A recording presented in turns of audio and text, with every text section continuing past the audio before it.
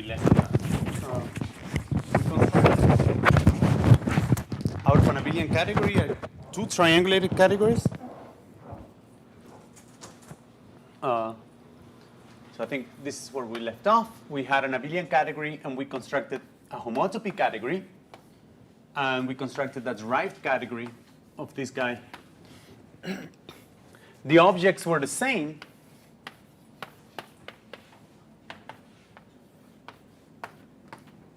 But the morphisms were different.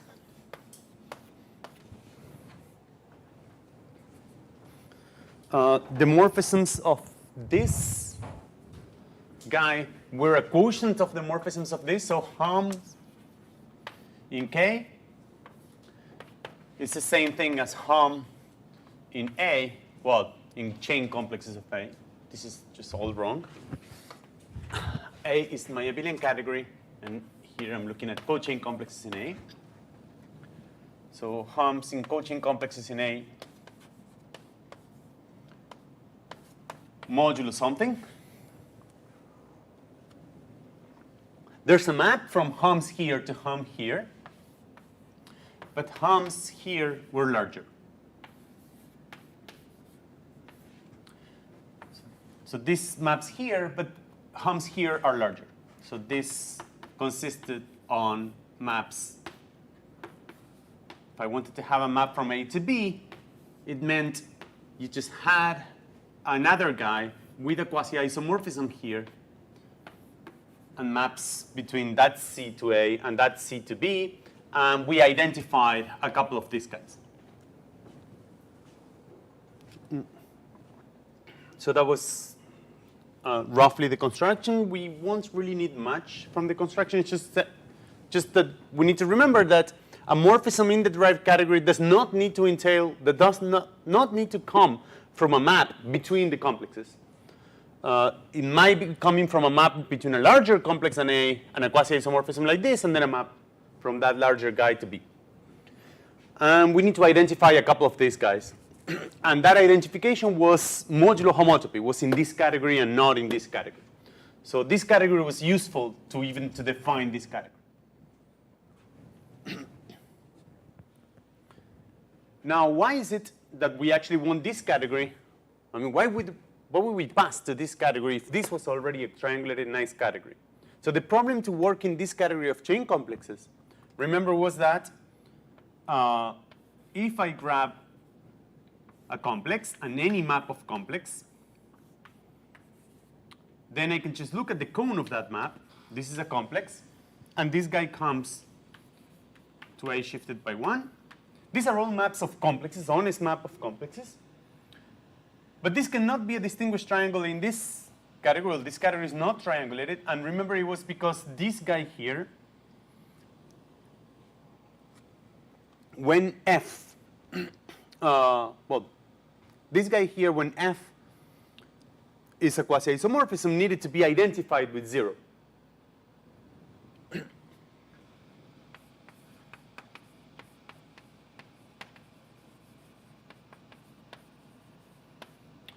So now I would say that, well, in the homotopy category, this is a distinguished triangle. So in the homotopy category, well, these are maps in cochain complexes. Therefore, they are maps in the homotopy category because maps here are just equivalence classes of these maps, of maps of cochain complexes. And now the point is that this guy here actually does come with a map to the 0 complex. And that map is well-defined modulo homotopy. And that map is a isomorphism with modulo homotopy. So it's homotopically equivalent to the identity in the homotopy category. So even though that map is not isomorphic to 0, this guy is isomorphic to 0 in the homotopy category. So we do have a quasi-isomorphism between this guy and 0. But more than that, namely,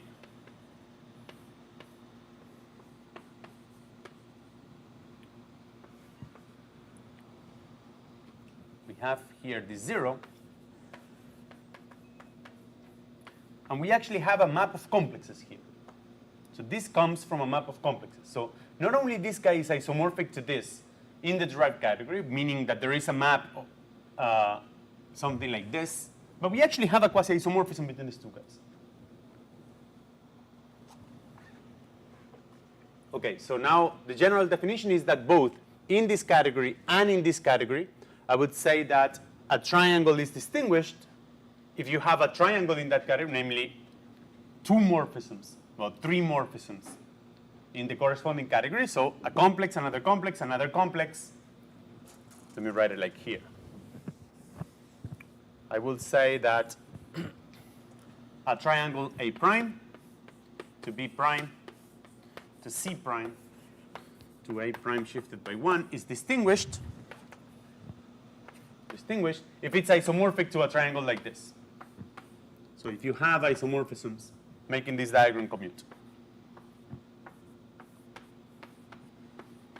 Now, these morphisms need to be in the corresponding category. So if I am in the homotopy category, they are map of complexes modulo equivalent classes. So in particular, they come from map of complexes. They can pick an actual map of complexes. But if I am in the derived category, these guys here are morphisms in this setting. So I may not even have map of complexes in the derived category. So why am I emphasizing this? Because of the following, so far we've been working with resolutions of complexes, well, of objects, not even of complexes, in one direction only.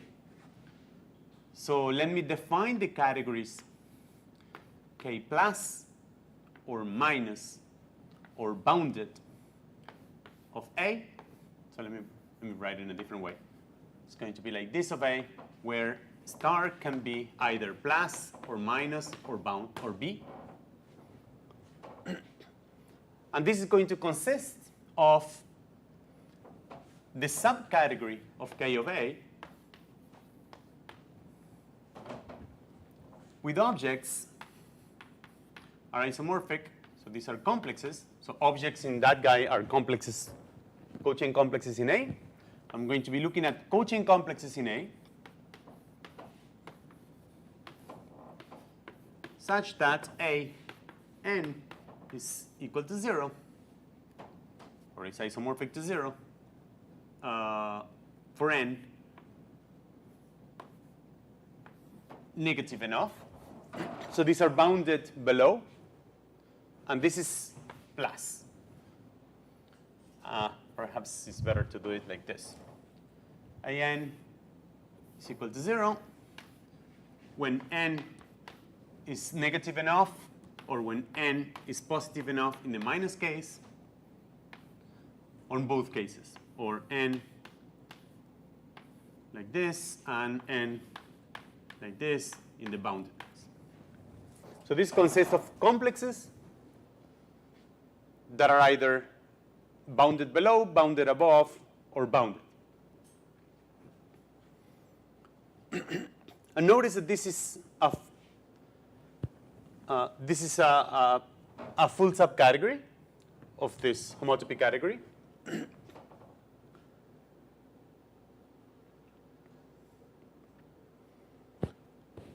And these are triangulated categories.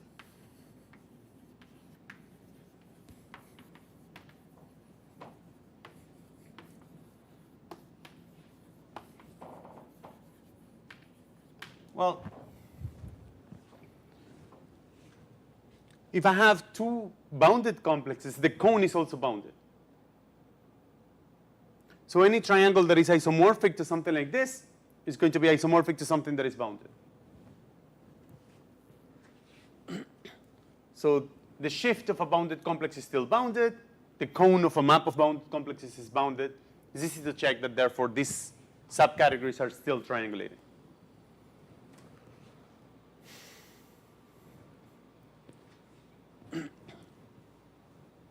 Well, the derived category is the same.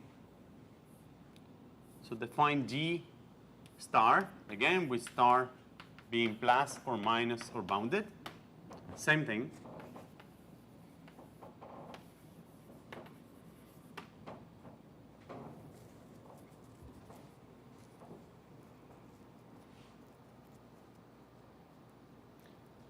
But now the problem is that being 0 in the derived category is stronger than being 0 in this in the homotopy category. So anything that is acyclic is 0 in the derived category. So from the point of view of complexes, for example, I may be looking at acyclic complexes below from 0. And of course, we have functors between k star of A and G star of A.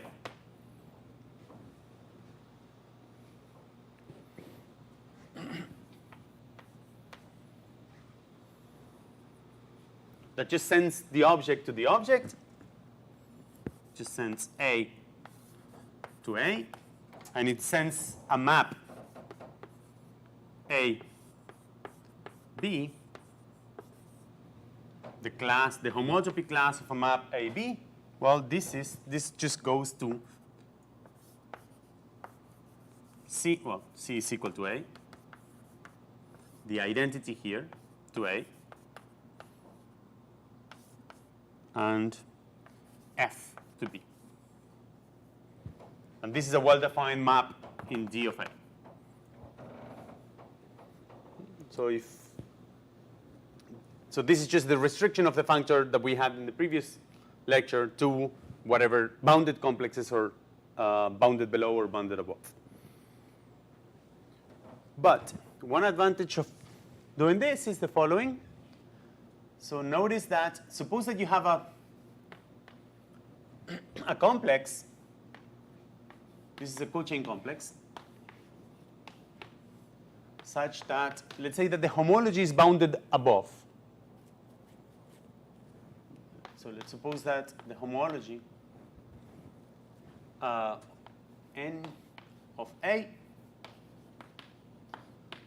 is equal to 0 if n is bigger or equal than n.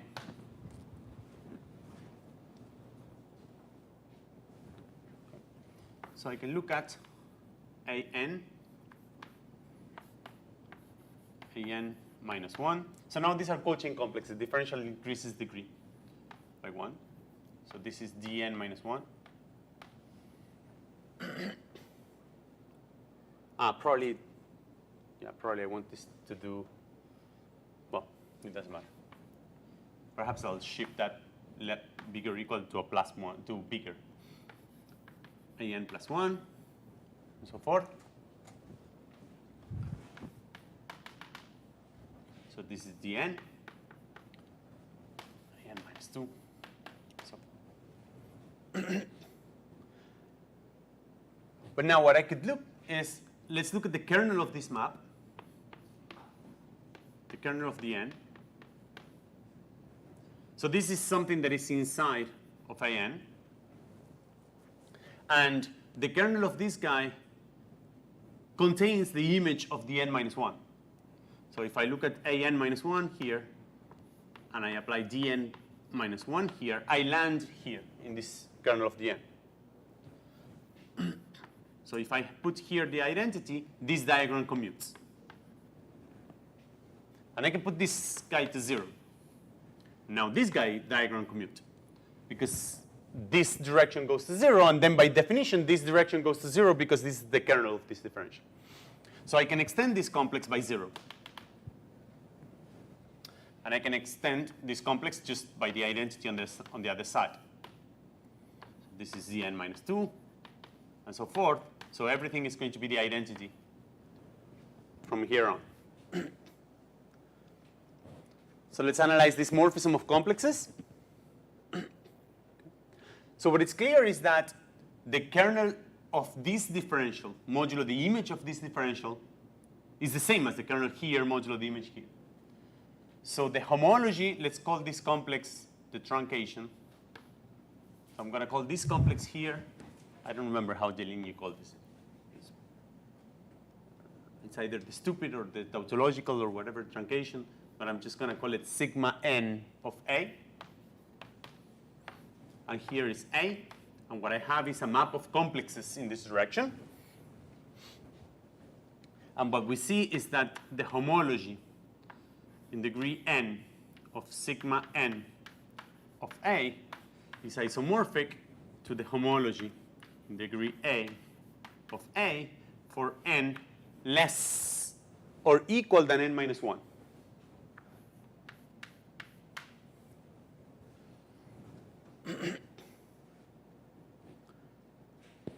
Now in here, the kernel of this map is the whole thing, which is the kernel of the differential, and the image is still the whole thing. So actually the homology of this complex in degree n is also the same as this. So we can improve this to less or equal than n.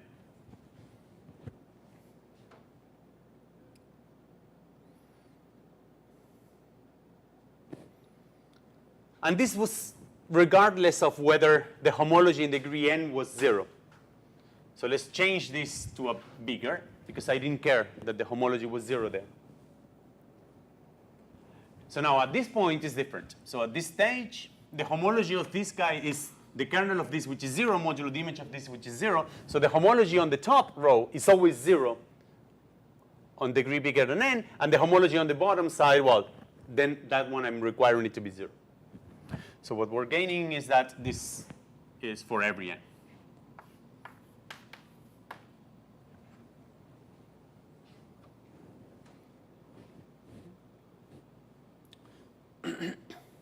So what we found is that if I have a chain complex whose homology is 0, starting from some n plus 1 in this case, and so on, then I can find another complex that is quasi-isomorphic to itself. Okay, so sigma n A to A is a quasi-isomorphism.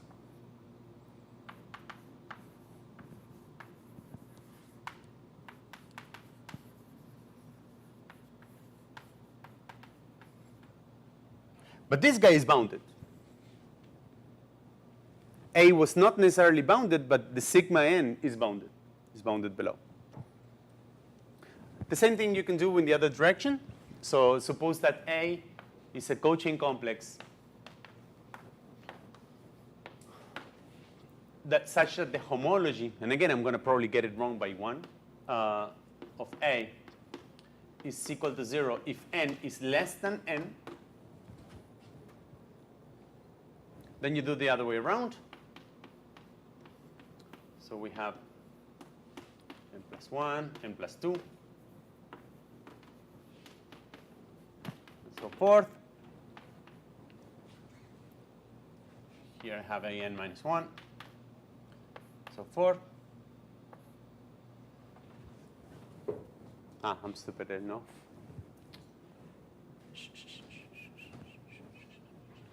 Okay, so what I'll do is I'll look at the co-kernel.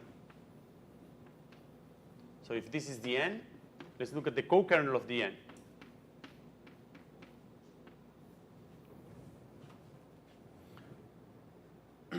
Oops. Where is it? Is it so good? So the co-kernel of the n is, well, it's the image of this guy. Well, this guy modulo the image of the n.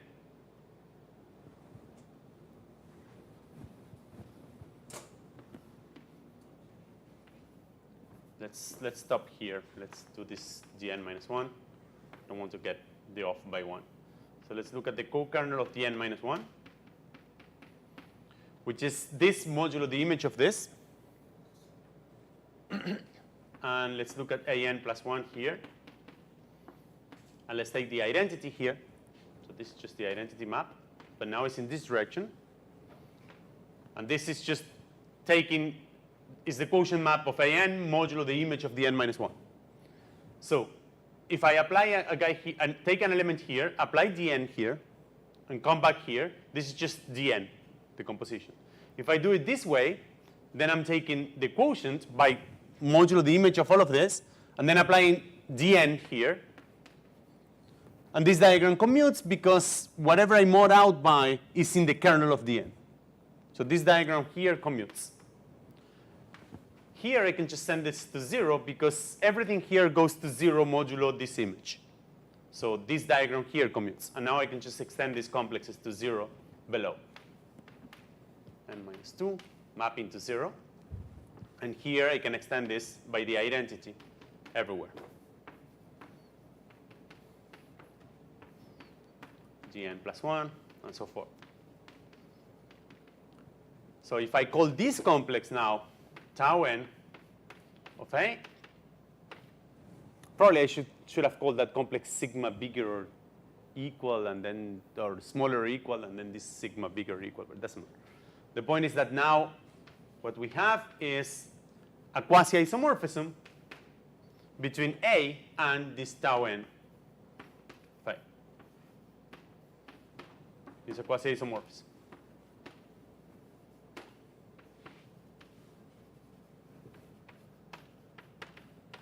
Same reason as before. So the homology of this thing is everywhere the same as the homology of A of n. At this point that is special, the homology is the kernel of this differential modulo the image of this differential. And here, the kernel of this differential is, by definition, well, the kernel of Gn modulo that image there, because this guy here already contained modulo the image there. So the kernel of this differential, which is the homology of this guy at this point, is isomorphic to the homology of this complex, and the homology of this complex is 0 below. Okay. So with these two lemmas, what you recognize immediately is that we have a functor from, so we have a functor from the category d star A to the category dA, which is the obvious functor. It just sends a complex which is bounded to the same complex and just forget the fact that it's bounded. And any morphism in this category is a roof of morphisms like this. It's a roof of morphisms up to homotopy between all bounded complexes, but those are just morphisms here as well. But now the fact is that via this functor, then the image of this functor, or this says that this category here is equivalent to the category, to the subcategory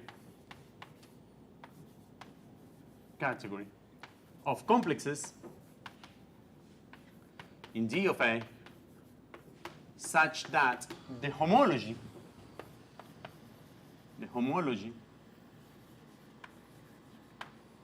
Hn of A is bounded below, above is bounded, is equal to 0 for n bigger or equal to 0. This is for d minus. Yeah, let's do the same order. For plus, and for minus, or both when it's bounded.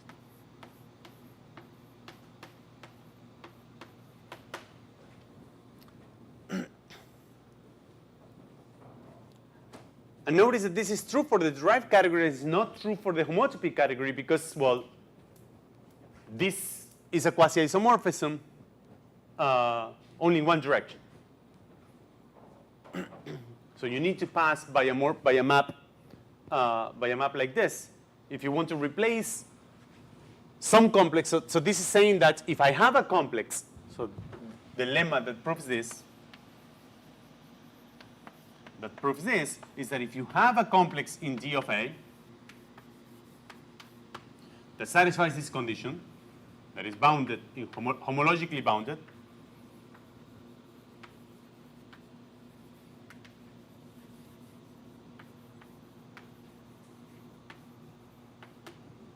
then you can replace it in D of A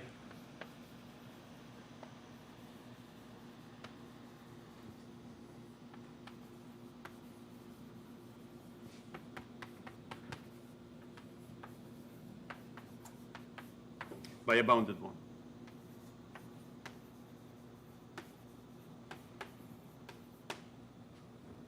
That is, if you have a complex that the homology is 0 in higher degree, then you can replace it by a bounded one, and the way you replace it by a bounded is this one. This is my complex that the homology vanishes if its degree is large enough. Then I just replace it by this guy, and these two guys are isomorphic in the derived category. They are not isomorphic in the homotopy category. So this statement is not true, that if I look at the category, this homotopy category of bounded complexes is not equivalent to the homotopy category, the homotopy category of complexes, such that the homology is bounded.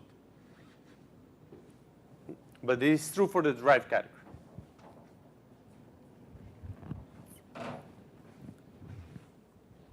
So it doesn't matter if I look at bounded complexes or if I look at complexes whose homology is bounded. The two categories are equivalent, at least at the derived level. Okay, so now, I mean, the whole thing is that why would I want to look at bounded complexes instead of unbounded ones? And it's because I have no control over what are the morphisms in this derived category. So, but I do understand what are the morphisms of complexes. So morphisms of complexes are easy to understand. Morphisms in the derived category are very complicated because, well, I need to consider like any other guy with a quasi-isomorphism to my starting complex. And that's hard. I don't have any control over what are my quasi-isomorphic complexes. So the first one observation I want to make is the following. So let's suppose that the category A has enough injectives.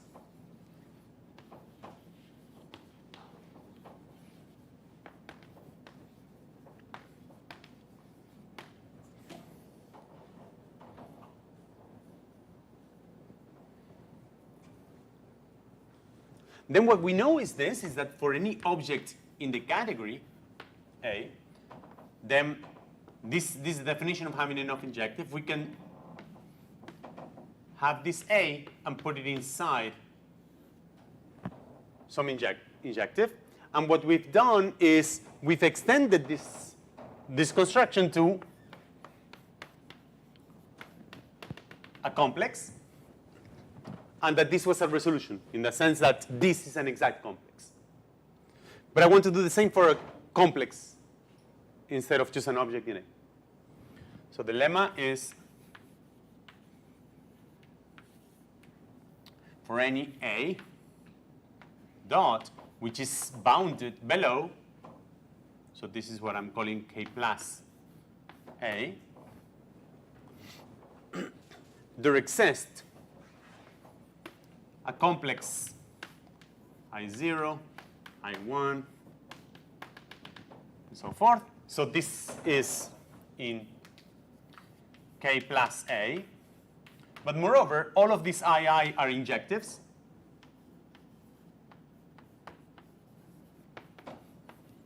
Injective objects of A.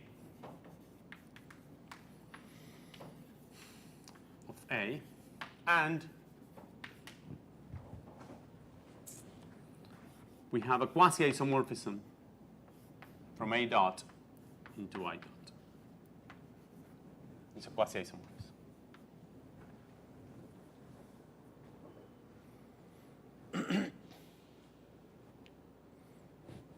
Okay. So the proof of this is essentially by induction.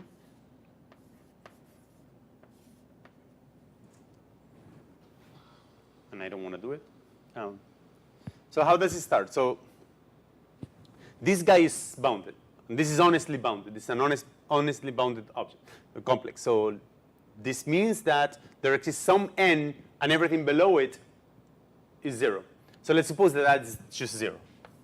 So suppose that A0 is the first guy that is non-zero in this complex. So you have enough injectives, so you know that you can put this inside of an Y naught. Okay.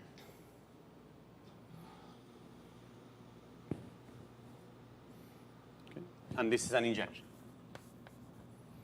This is going to be the first step into an induction. this is the first step, or the starting step. Step into an induction.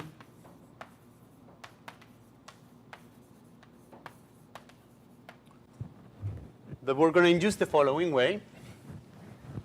So what I want to construct is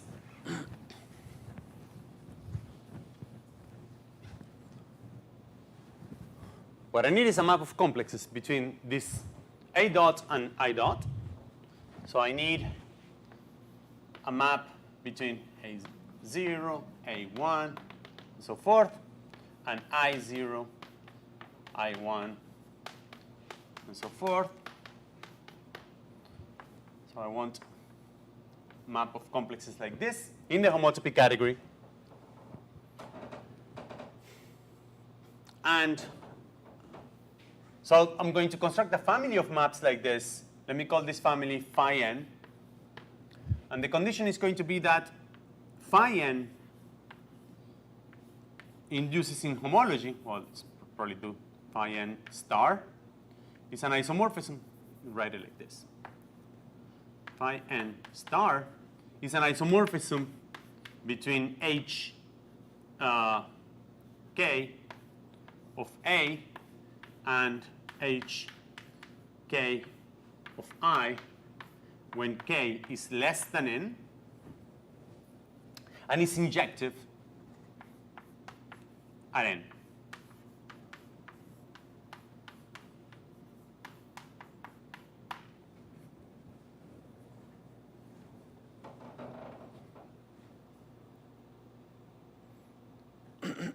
So phi 0 is this. Phi 0 is my map between A0 and I0. I don't care what happens afterwards.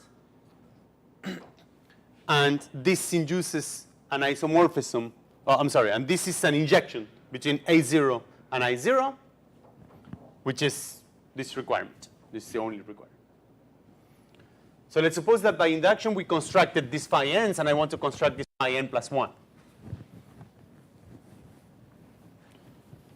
So I want to construct this next. So here, I'm going to be stopping at in, of course. This one doesn't.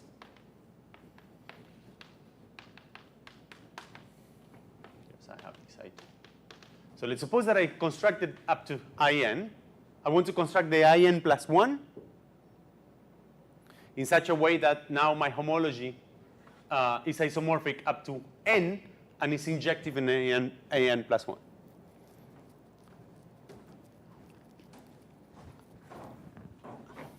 And it's a little bit tricky, but let me tell you the first step only, which is this. So we constructed this guy, and I want to construct the next one.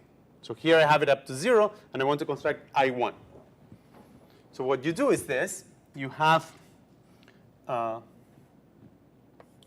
I have my A1. And I can look at the following.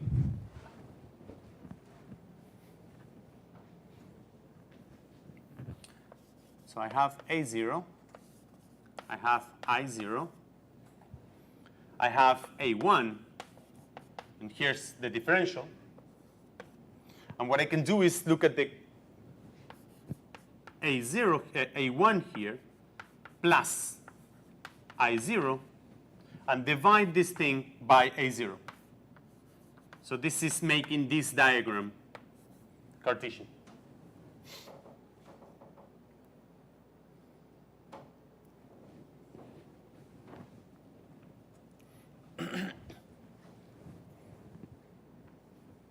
So now, this guy might not be injective, but this guy is inside of an injective. So that guy is inside of an injective I1. So that's what I will define as I1. So I'm going to take this guy, and I'm going to use the fact that I have enough injectives to construct this I1. And the map from I0 to I1 is just this composition. And the map from A1 to I1 is this composition. So this way I've obtained A0, A1, I1, I0.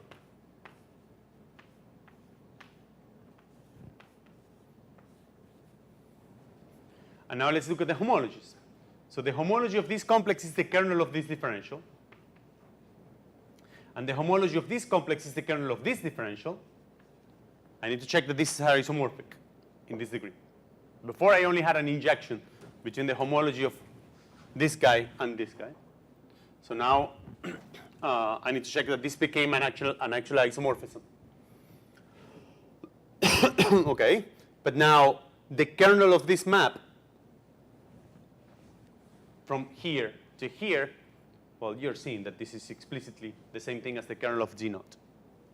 So the kernel of this composition here, by definition, is just the same thing as the kernel of this guy here. So we now obtain an isomorphism in H0, and this map induces an injection, because this map is injective, induces an injection in H1.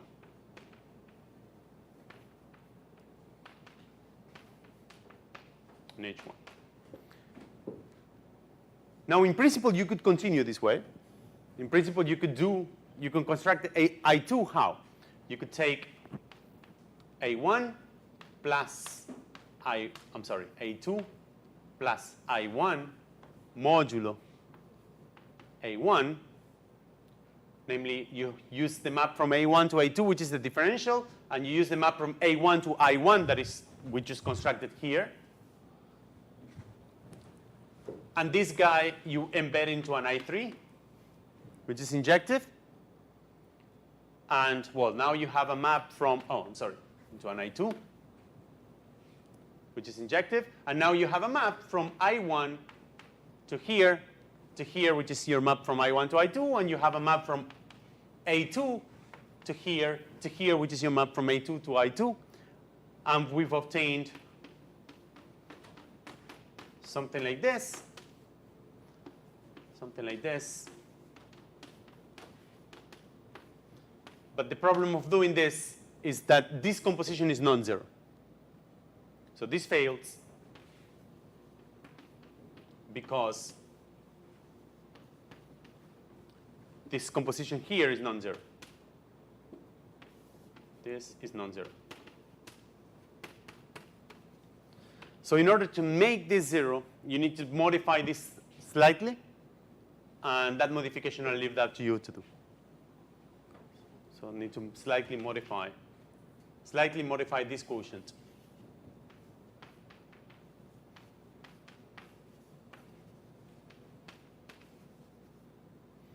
This quotient star to make this composition zero.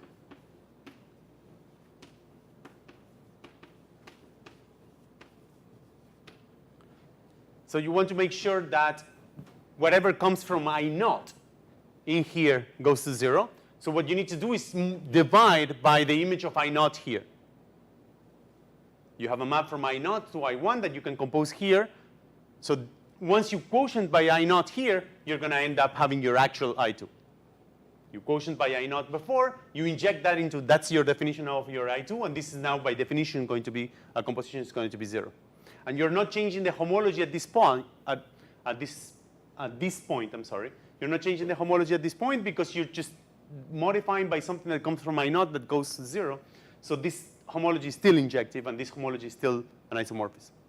So that's the idea of the proof of the S. So now what we have is that for whenever we have a bounded complex in a category that has enough injectives, we can replace the complex by a quasi-isomorphic complex of purely injectives. So at least, well, these are quasi-isomorphic in this category.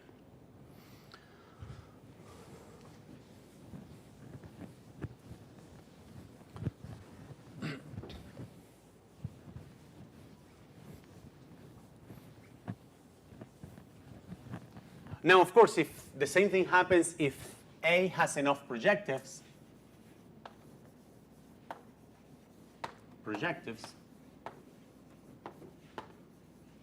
then there exists, and you have some A, which is in K minus now of A, then there exists a complex P dot in K minus of A, where these guys are projectives. And an isomorphism, quasi-isomorphism the other way around, from P dot to A dot, quasi-isomorphism.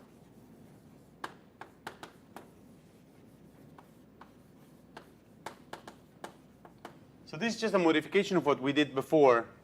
From just one object, we can now actually replace it by a complex. So of course, if I look at one object and I view it as a complex concentrated in degree 0, this is just the usual construction that we have already done. Okay? We're replacing one object that's a complex in degree 0 by a full complex of injectives, and this is a quasi-isomorphism. And that's just the same thing as having a resolution.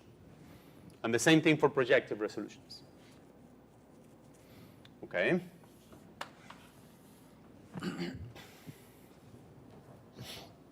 All right, so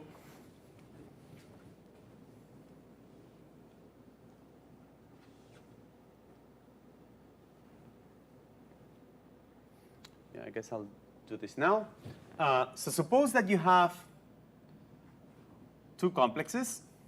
So let A and B be complexes and be quasi-isomorphic complexes.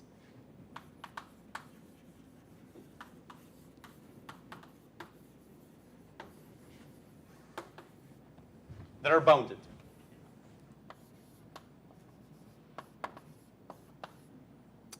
Okay, plus of A. And let's suppose that you have enough injectives. Oh, no, yeah, it doesn't matter. For this, it doesn't matter.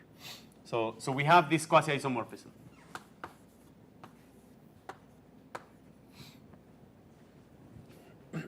And now let's suppose that you have some complex of injectives.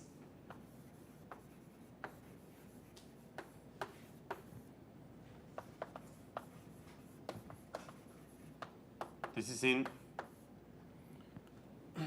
K of A. These are all injective objects.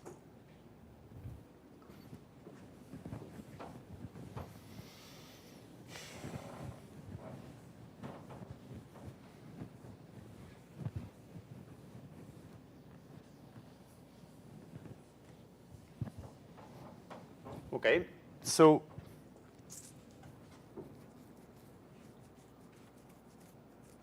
all right, so now let's look at, so we have some hom in this bounded category between B and I. So whenever you give me a morphism from B to I, you can compose it with F to get a morphism between A and I.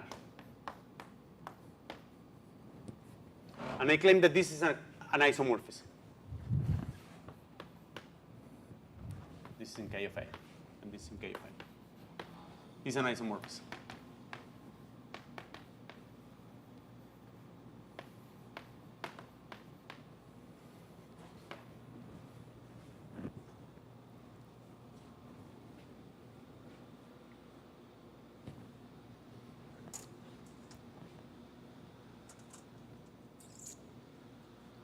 Notice that for objects, we've already, this is the definition of being injective. So for objects is that if you have a map like this, so what does it mean to be injective? What is, so if you have an injection like this, then you can lift it this way. So that's the notion of this I being injective, is that whenever you have an injection, then any morphism like this, there exists such a thing making this diagram commute. So that's the statement that hom from B to I to hom to A to I is an isomorphism. So that's precisely this statement in the case where B and A are complexes with only one object and I is just one injective object. So that's the same statement, but now for complexes.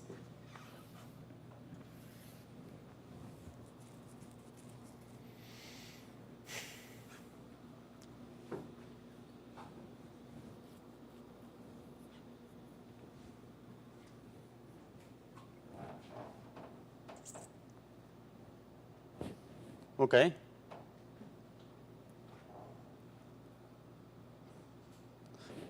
All right, so how are we going to do this? What we can do is use the fact that we know this category is a triangulated category, and we have cones. So we can look, oh, not 0, I'm sorry. We can look at A, mapping to B. So these are all complexes, and I'm going to forget these dots in a second. To the cone of F, to A shifted by 1.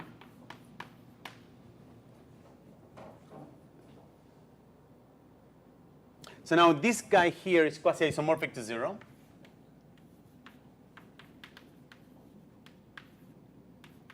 So it's a cyclic. And this one is actually split as cyclic. This we've seen a while ago. So now I want to ascertain this statement here. So how about we look at hom between this and I?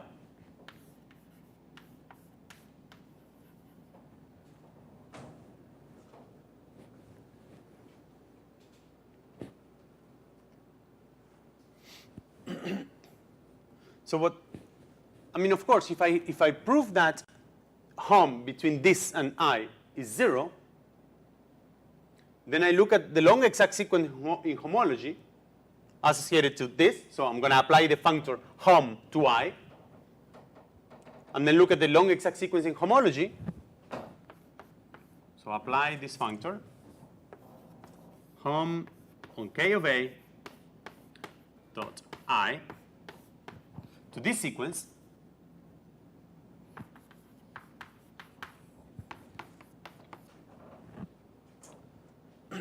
And this gives us a long exact sequence in homology that looks like hom CF shifted by -1 to I to hom,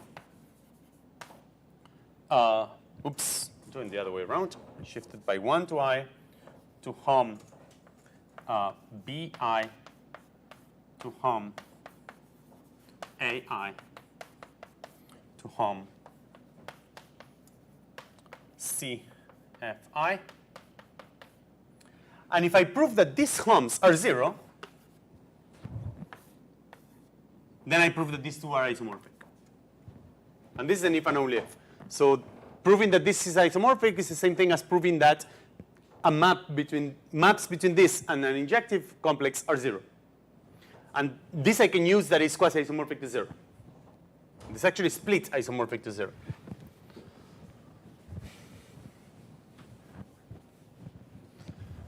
And at some point, we need to use the fact that these guys are bounded. So these A and B were not arbitrary. These guys were bounded complexes in K plus of A. So let's suppose that they are, let's start with, they being bounded means this guy is bounded.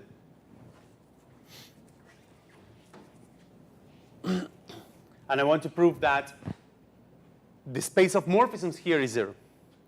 But again, I am in this category. So this means that any map of complexes between this guy and a complex of injectives needs to be homotopically equivalent to 0. It needs to be homotopically trivial. It doesn't mean that the map of complexes is 0 itself. Okay? So that's why we're looking always in this category and not in the category of cochain complexes. Okay, so we have, let's say that C is C of F. And now this Z is bounded, so we have this C0, C1, and so forth. And it's exact. It's quasi-isomorphic to 0.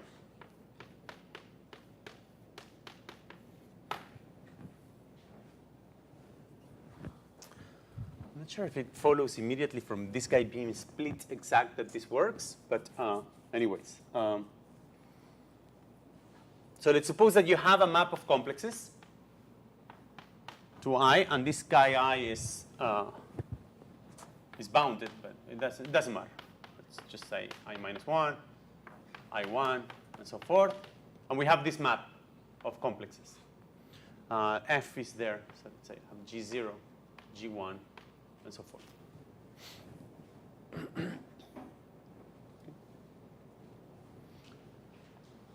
C2 to I2. I have G2 here. So let's suppose that you have such a map and this commutes. It commutes with differential, so it's a map of complex. So what I would want to construct is maps this way. H1, H2, and so forth, in such a way that this composition plus this composition is equal to this G. Because that would mean that it's equal to G minus 0, and that would mean that G is homotopically equivalent to the 0 map. That's what we want to construct. So how do we do this? Well, again, the first step is clear.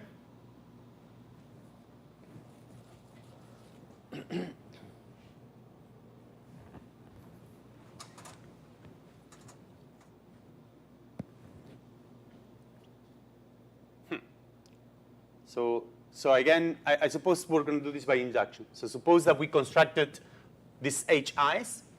So here I'm going to have H naught. And from here to I minus 2, there's nothing I can do. This is H minus 1. That has to be 0. And this map has to be 0. And this map has to be 0. So at this stage, there's no choice for this H minus 1. It has to be 0. So, and the composition this way is 0. The composition this way is 0. So this is the 0 map. We're fine there. Let's look at this guy, which is the first non-trivial one we have to construct. So the composition this way, I want it to be this H1. Well, here is D0, H1. And this way, I want it to be H0 and then this derivative. And that should be this G0.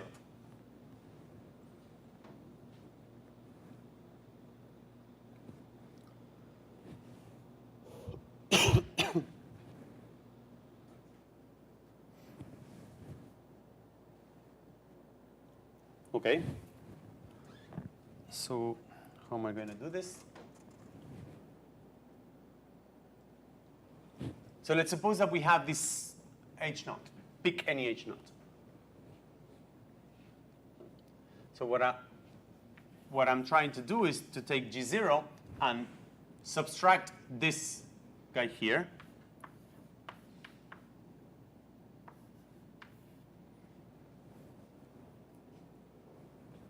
And in general, just preventing this is going to be Gn minus Dn minus 1. This is in the complex I of Hn.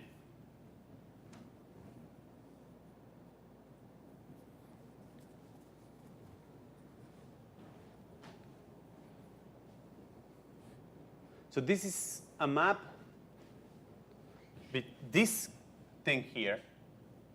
This in particular is a map from C0 to I0. Let me write it like this. This is a map from C0 to I0. And C0 injects into C1.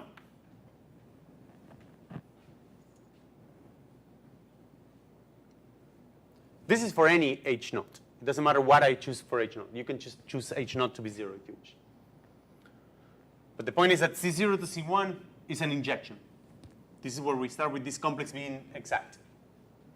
So since C0 to C1, which is this 0, is injective, and this guy is an injective object, this guy exists.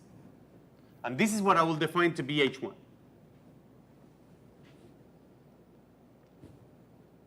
And this guy exists, making this map being this. So what we just constructed is that this difference here is equal to H1, D0 composed with H1. So this is H1 composed with D0. From where we get that G0 is equal to H1 D0. This is D0 in the complex C plus D minus 1 in the complex I, H0. And now you do this in general. So in general, what do we have? This guy here is a map between Cn. So now I'm looking at Cn to In, vertical. Cn to In, but I am factoring out by the image of the differential dn minus 1 in the complex C. So this goes from this modulo Cn minus 1.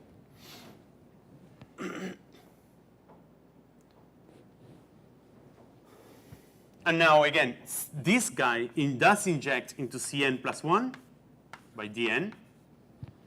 This is an injection. That's why I needed to factor out by this. And now this guy exists, therefore. And this is your Hn plus 1. So if you constructed this Hn satisfying this condition up to n minus 1, you constructed just the Hn plus 1 this way. And therefore, this G is nullo homotopic.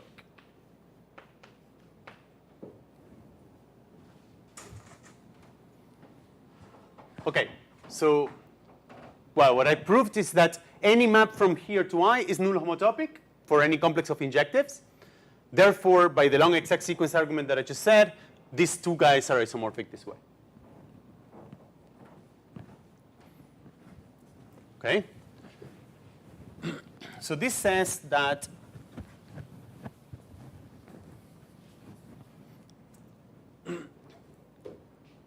okay, so this says the following. Suppose that you have an A,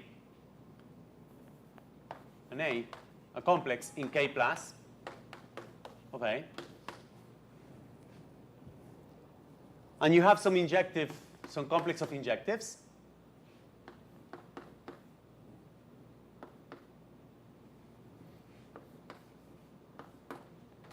A complex of injectives.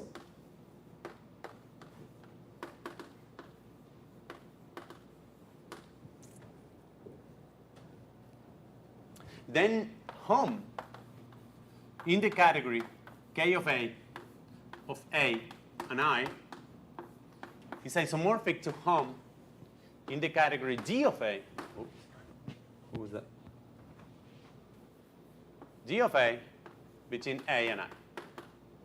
So maps into injectives on the derived category are easy to understand because they are actual maps of complexes. So of course we have a map from here to here because if you give me any map from A to I of complexes, you know how to lift them. Just pick A here, the identity here, and your map there. So there's an obvious map from here to here. The question is why this map is bijection. Namely, whenever you give me a map in the derived category, which means you gave me some C and a map here, which is a quasi-isomorphism, and a map here, so that's a morphism here. You want to construct a morphism here that makes that is in the preimage of that map. So a morphism here between A and I is such a thing. And what I want is to construct an actual map from A to I. So that means this map. And I want this map such that this diagram commutes in the homotopy category. Namely that this composition is homotopically equivalent to this composition, to this map as a map of complexes. Okay? But what does this mean? Pick this. This is your quasi-isomorphism, which is F there. And the composition of these two, by definition, is the map that you get from home AI on the homotopy category to home CI in the homotopy category. And now this is bounded. I can take this guy to be bounded because in the derived category, anything that is homologically bounded is isomorphic to something that is bounded. So, I am in the situation before that I have two bounded complexes. This is in Ka, but these two guys are bounded complexes. And I have a quasi-isomorphism from C to A. Therefore, these two are isomorphic. And if these two are isomorphic, I'm just saying that for any morphism from C to I, there is such a morphism from A to I, making this diagram commute up to homotopy. So in the derived category, any map from A to an injective is the same thing as a map from A to the same injective and as actual complexes.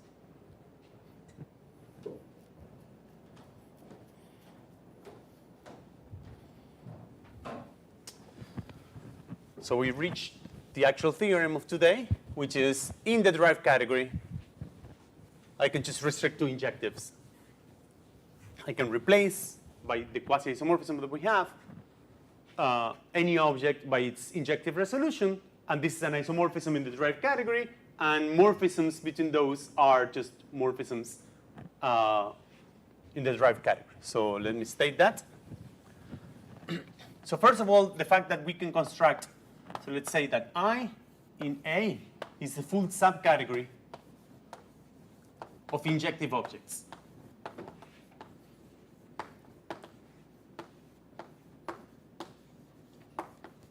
This is not an abelian category. If you have, well, you don't have kernels and co-kernels of maps of injective objects being injectives, but it is an additive category. The sum of injectives is injectives. So this is an additive category, and therefore you can look at the homotopy category of complexes, which are injective objects. So you have this K of I, and you have K plus, K minus, or K bounded of I. These are just complexes with injective objects. Complexes with injective objects. And appropriately bounded. So this is inside of K of A. Any morphism here, of course, is a morphism there. Okay. So now,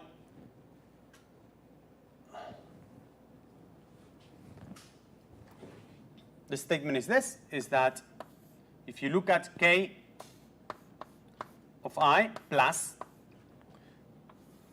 well, this guy, you can view it in K plus of A, and this guy has your natural functor to D plus of A. So if you have a complex of injectives, it's just the same complex of injectives here, which is bounded.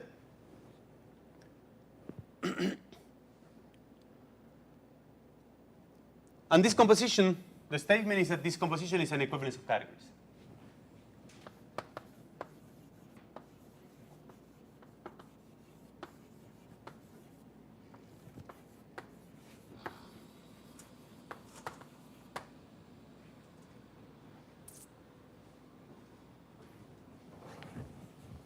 So we've already seen that any object of dA plus, when you have enough injectives, of course, right, is quasi-isomorphic to an object that comes from that K of I. So this functor is essentially surjective because anything here is quasi-isomorphic to something from here. This we've already proved. So now what we want, since this is an essentially surjective functor, we need to check only that this functor is fully faithful. So I need to check that if you have an injective complex and you have another injective complex and you look at the homs in the category Ki, then you map isomorphically to homs in the category D of A of those same complexes. And I want this isomorphism. But that's just precisely what I have there, where I is J. The only thing that you need is that this guy is injective, and this is in the homotopy category, and then these two guys are isomorphic just because J is injective. Okay? So that means that this, any morphism in the homotopy category, any morphism between I and J in the derived category comes from an actual morphism in the homotopy category.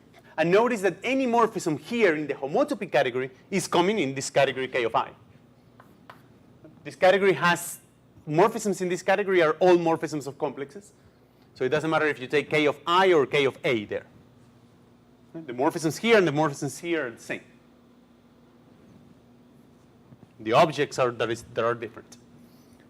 Okay, so now what we're saying is that if you want to understand morphisms in the derived categories, then it's perfectly fine to look at the injective resolution and take maps, honest map of complexes up to homotopy, but maps of complexes of injectives.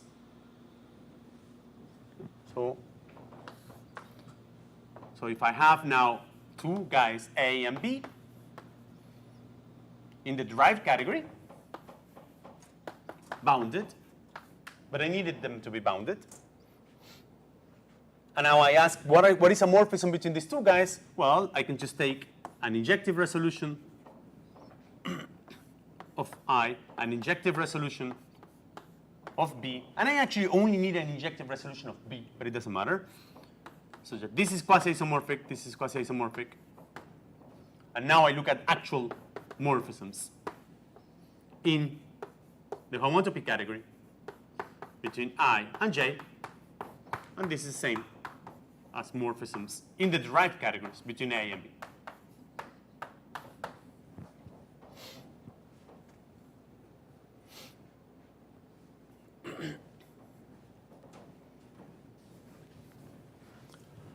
Okay.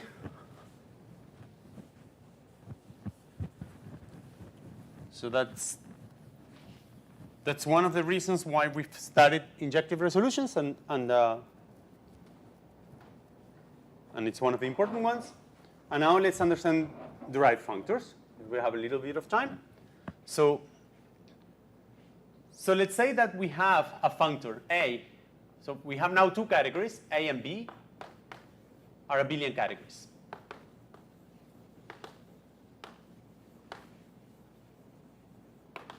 And we have a functor between them.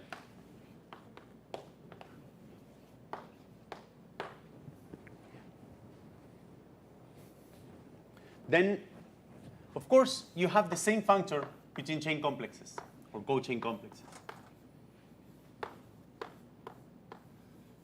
The naive functor makes sense where you send the complex A to the complex F of A, which has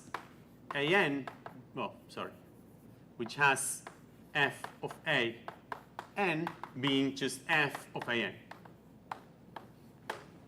And this functor commutes with shifts on both categories. It commutes with taking cones, commutes with everything that you can think of,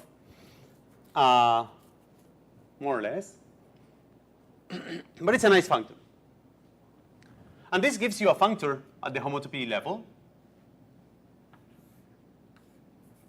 This ascends to a functor from K of A to K of B.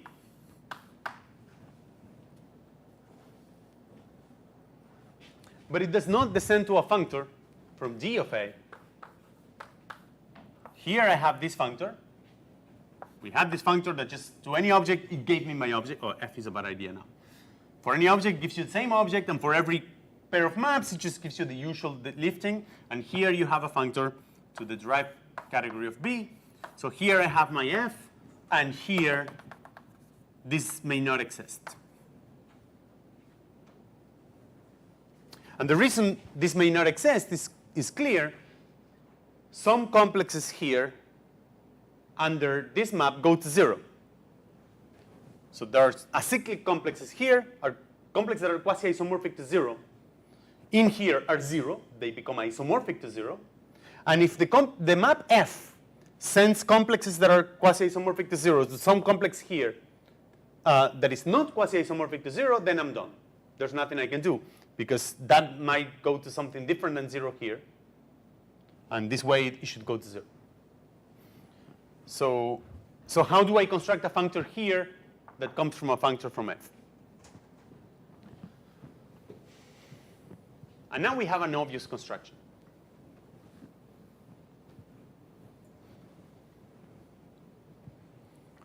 So now we have an obvious construction, which is this. So, well, not at least not in this case, but I have this construction.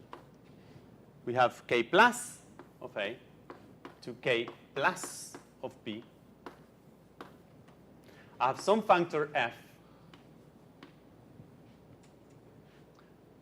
And now I'll suppose, well, let's ask about this exactness later. Right? So this comes from the functor from A to B, as before. Therefore, I have, if my functor f, I have a functor from A to B like this, and I just look at bounded complexes below, and I send them to bounded complexes below, okay? Because f of 0 is 0.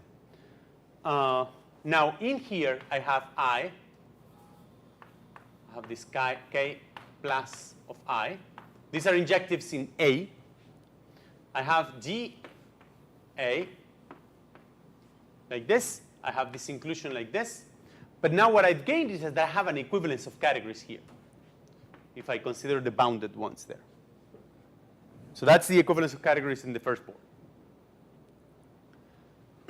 So now what can I do? And I have the functor here, d plus of b. Okay. So now I'm going to define the right functor. And it's not going to be well defined now, here, for f, to be this composition.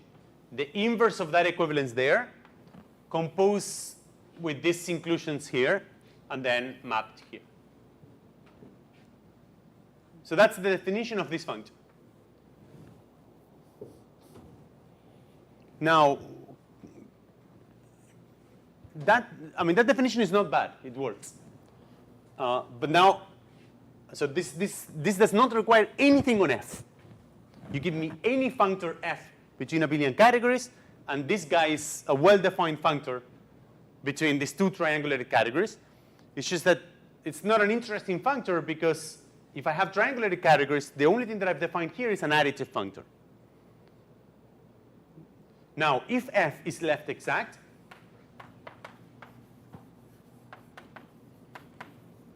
then this functor actually preserves the triangulated structure of these categories, namely R of f is exact. So the usage of triangulated categories was the fact that I had triangles, specific distinguished triangles. And distinguished triangles allowed me to use long exact sequences in homologies. So if f is left exact, then this functor preserves triangles. And this is a trivial construction, even though it's just sort of like a fancy way of hiding what we've been doing since the beginning. But this diagram immediately shows why we needed to look at injective resolutions or projective resolutions to construct the derived functors, and why we need exactness. So let's check this.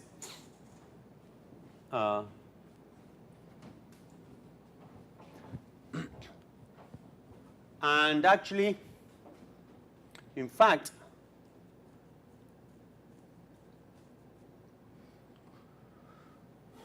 I think this is going to work for any f that is exact between these triangulated categories, which happens when f, well, is left exact between the abelian categories. But yeah.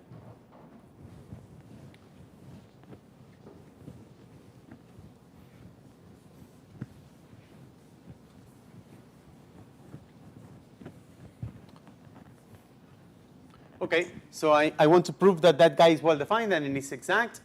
And moreover, I want to prove that this diagram commutes. Namely, I want to prove that this composition is the same as that composition. And at least this should be well defined modulo homotopy. Okay, so I want to prove that if I have a complex here, A, which is bounded, and I view it in the derived category, and I take the right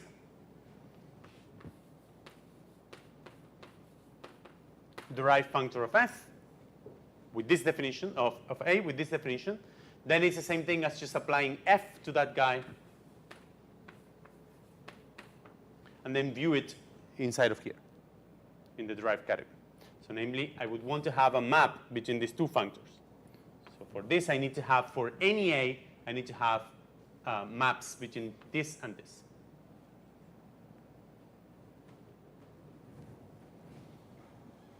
Okay, so how do I do this? So what I want is, let's keep it in this board. how is this defined?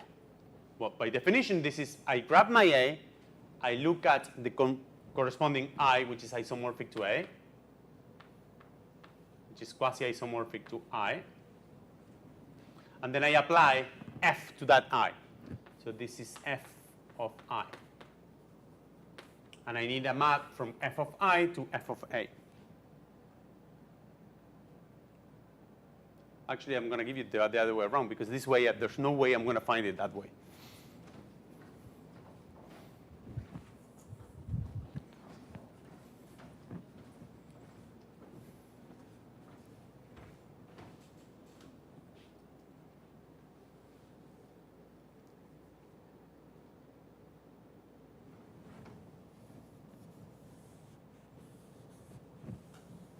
So what I want is a map from in this direction. And we want it to this direction. So I'm going to give you a map from this composition to that composition, functors. I have this composition this way, that's a functor from this category to this category, and I have this other composition this way, that's a functor from this category to this category, and I'm going to give you a map in this way between these two functors. So that means for any A, I apply these functors, and I just get this F of A, and I apply this functor, and I get this F of I, and I want to get a map from here to here. So now the statement is that, well, so why is that true? Why that map is functorial? Okay. Well, the first observation is that this K of I to K plus to D plus of A is an equivalence.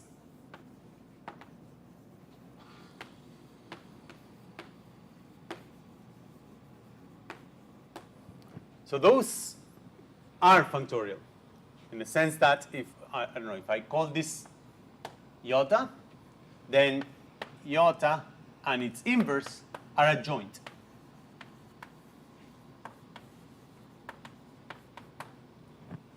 And they are exact. Well, this functor iota is obviously exact. It sends triangles to triangles. So therefore, by this guy being an equivalence, this guy has to be the adjoint of an exact functor. And we've proven that the adjoint of an exact functor is an exact functor. So these guys are exact. So that means that, well, at least this composition here is exact from here to here. Then I need to apply this F, and there's no way around it. I need this F to be exact. So let's impose that. I am imposing that F is left exact here. Let me say that this is exact. So this implies that F on the homotopy categories from K of plus of A to K plus of B is exact. Which seems to be slightly weaker, actually. You only need this. And as long as this guy is exact, well, this we've seen already that it's exact, because any triangle here is a triangle here. Therefore, this composition here is exact. Therefore, this guy here is exact. So that's the first observation. That's the proof of this. It's just the fact that these two are adjoint functors. Therefore, the inverse has to be exact. Now, the third one is, why do I have a map from here to here? And then again, this is just the fact that for every A, I have this I. Well, is this adjunction? Since these guys are adjoint, then remember that we have, whenever we have an adjunction, then we have a map from this to iota composed with its inverse.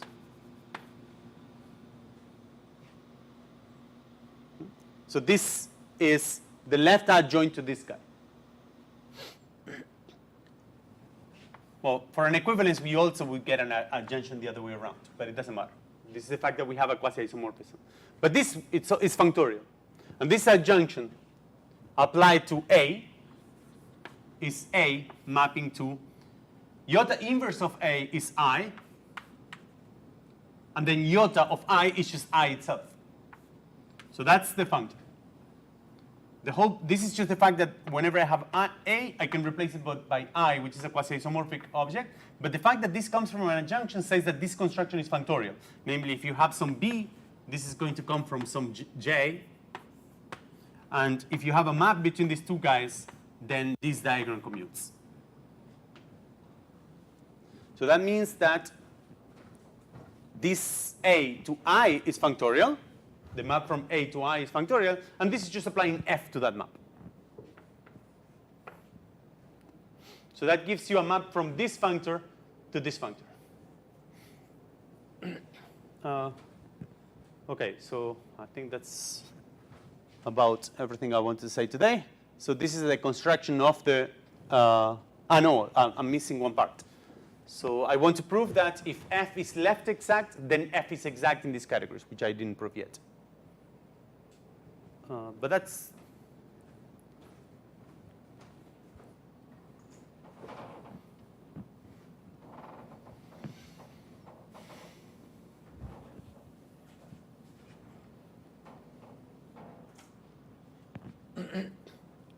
yeah, so by induction,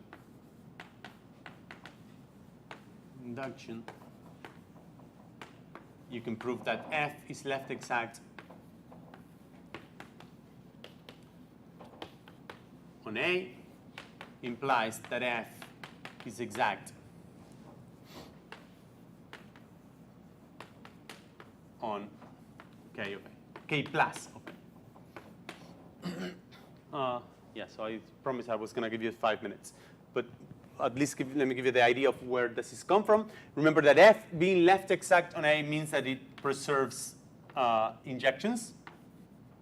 So if you have A naught to B naught to C naught to 0, then you get that this is still exact, F of A naught to F of B naught to F of C naught.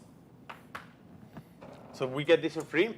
And now what we're looking for is if you have a complex,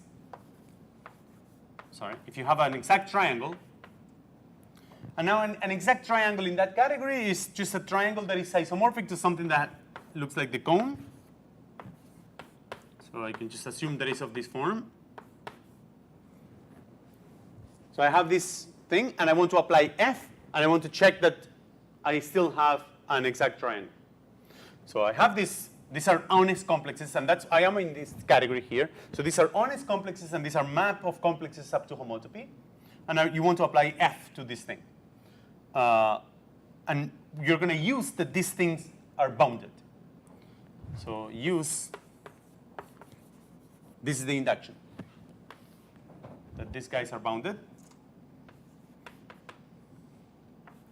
A and B and therefore C are bounded. So let's say that everything that is below 0 is 0, and then you start applying F. So the first guy is A0 to B0 to this cone 0 to A shifted by 1, 0, which is the same thing as A1. Well, this we do not really need to have. So we have a 0 coming from before, and we're going to apply F to this thing, and it's still exact. So this is an exact sequence, and we apply F, and you get that up to here is exact, which is this condition here. Yeah. So I don't think I'll finish this argument today, but it's a trivial induction to set up in such a way that if F is left exact on the abelian category, then F is exact on this bounded triangulated category, which is the last part of that theorem. So the next step that I'll do next class is I'll start giving examples of why, even if we are interested in bounded derived categories, we need to work with unbounded ones.